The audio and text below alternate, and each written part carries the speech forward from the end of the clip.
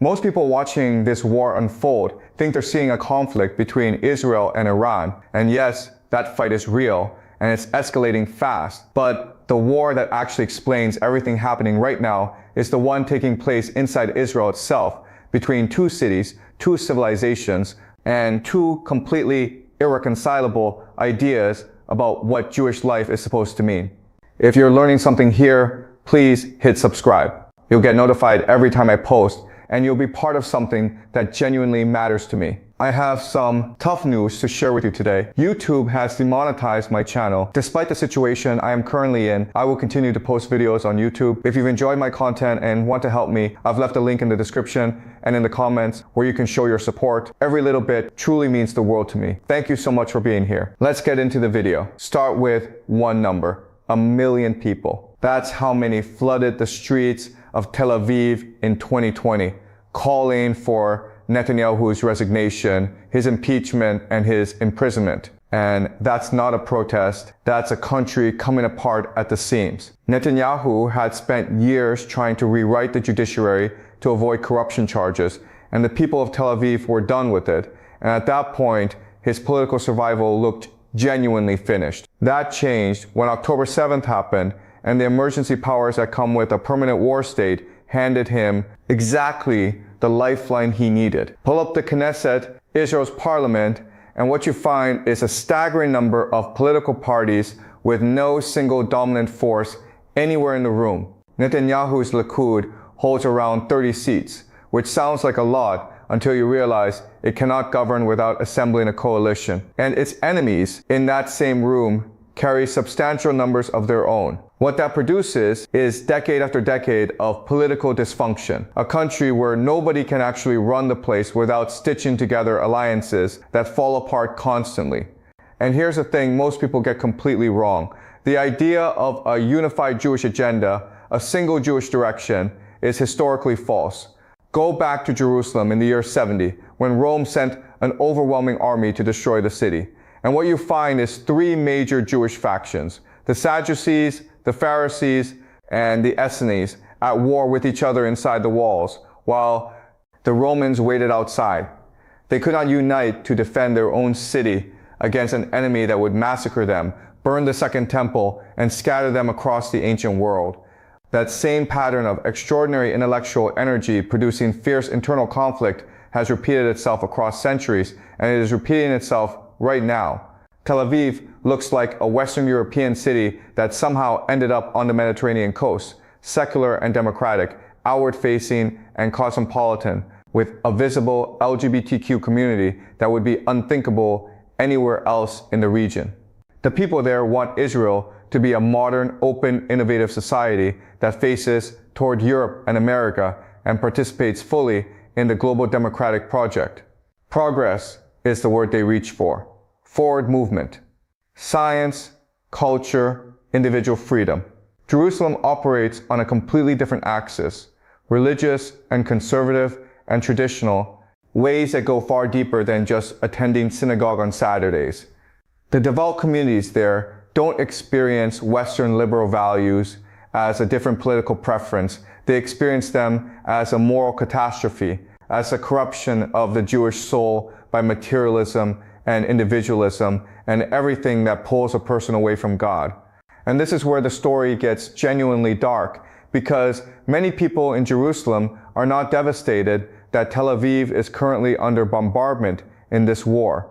They're not celebrating it openly, but the grief isn't there either. And the reason for that requires understanding how they read history.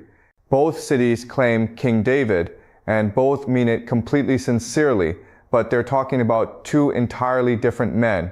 For Tel Aviv, David represents the kingdom of Israel at its absolute peak: powerful, creative, cosmopolitan, a genuine empire, a civilization at the height of its glory, and that's the Israel they want to rebuild, not through religion, but through achievement and democracy and innovation. Jerusalem focuses on a specific and much darker chapter of David's life. David is king, he sees Bathsheba, he sleeps with her, and she becomes pregnant, but Bathsheba is already married to a man named Uriah the Hittite. What David does next is have Uriah killed. using the power of his throne to eliminate the problem and bury the sin. God sends the prophet Nathan to confront him, and at first David refuses to accept what he's done, but then the child born from that union dies, and David breaks completely. Every day he prays, every day he repents, every day he asks for forgiveness with total sincerity, and God forgives him, and not only forgives him, but draws so close to him that David becomes the most beloved figure in the entire Hebrew tradition.